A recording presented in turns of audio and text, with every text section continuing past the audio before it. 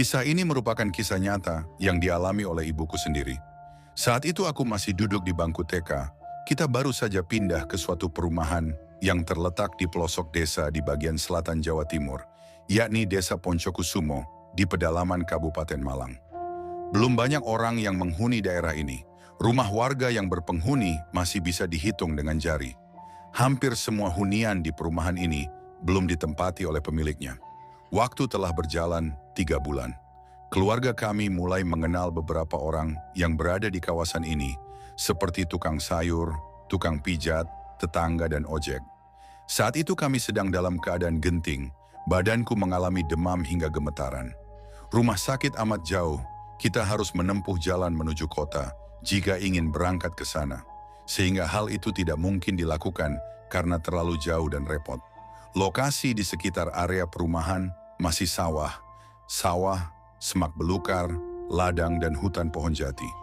Transportasi kala itu hanya ada ojek yang biasanya mangkal di pos ojekan. Biasanya ojek di sini hanya narik mulai pagi sampai jam 3 sore saja. Di atas jam itu mereka sudah kembali ke kediaman masing-masing. Zaman tahun 1999,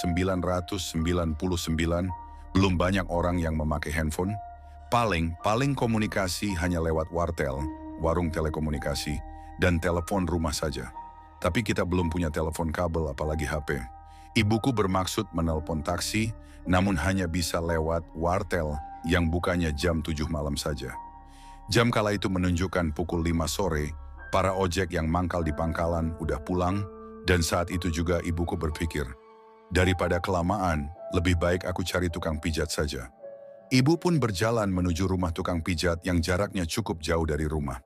Jalan menuju rumah si tukang pijat tidaklah mudah. Ibu harus melewati hutan pohon jati yang menjadi jalan pintas tercepat yang menghubungkan perumahan dengan desa tempat si tukang pijat tinggal. Karena beliau hanya jalan kaki, waktu yang ditempuh pun tidak sebentar.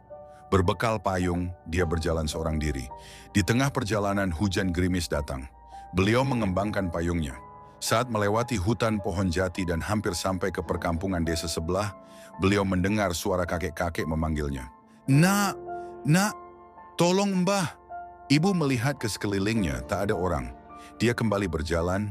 Di langkah ke-7, ibu berjumpa dengan seorang lelaki tua yang mengenakan topi caping dari anyaman bambu, membawa cangkul di pundaknya, kakinya penuh dengan tanah.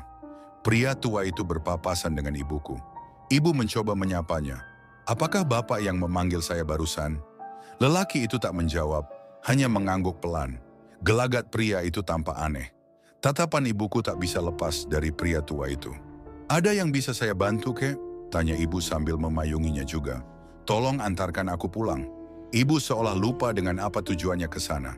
Bagai terhipnotis, beliau mengikuti arah berjalan si kakek yang semakin lama berjalan semakin jauh dari tempat ibuku berpijak tadi.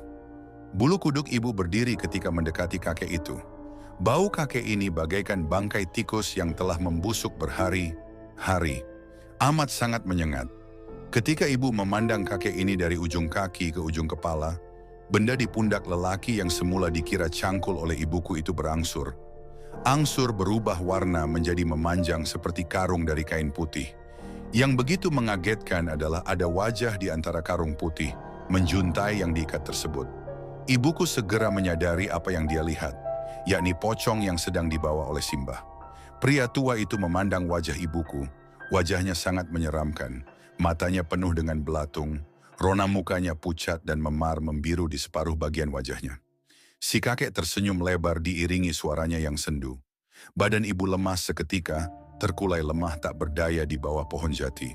Tenggorokan ibu serasa tercekat tanpa bisa mengeluarkan suara, badannya bergetar, keringat bercucuran, berharap apa yang dilihatnya hanyalah mimpi.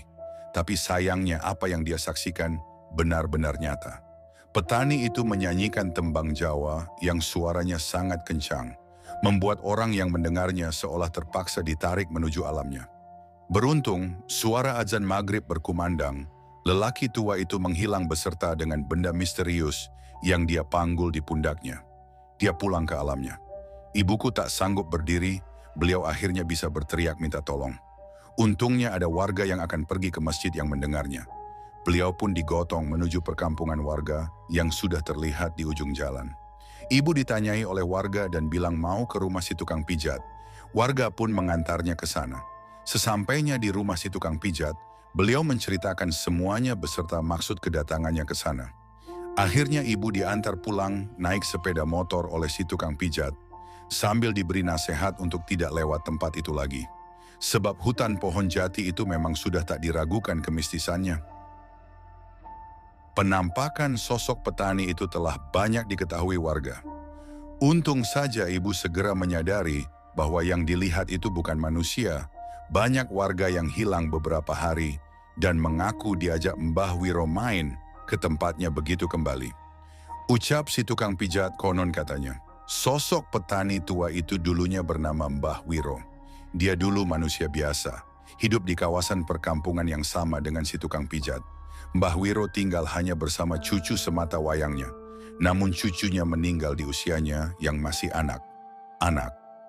Di hari pemakaman cucunya, Mbah Wiro tidak rela jika cucu kesayangannya tersebut meninggal. Dia kembali membongkar makam sang cucu untuk dibawanya pulang.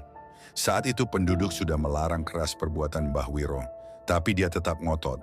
Beberapa hari kemudian dia menyusul cucunya dengan jalan mengakhiri hidupnya sendiri. Beliau dimakamkan di pemakaman yang letaknya tidak jauh dengan hutan pohon jati. Penduduk setempat sangat menghindari lewat jalan itu, kecuali di siang hari. Cerita ini baru beliau sampaikan ketika aku dirasa cukup matang, yaitu saat sudah masuk SMP karena ibu khawatir jika saat itu langsung diceritakan padaku. Saat itu juga, maka aku akan tumbuh menjadi seorang penakut.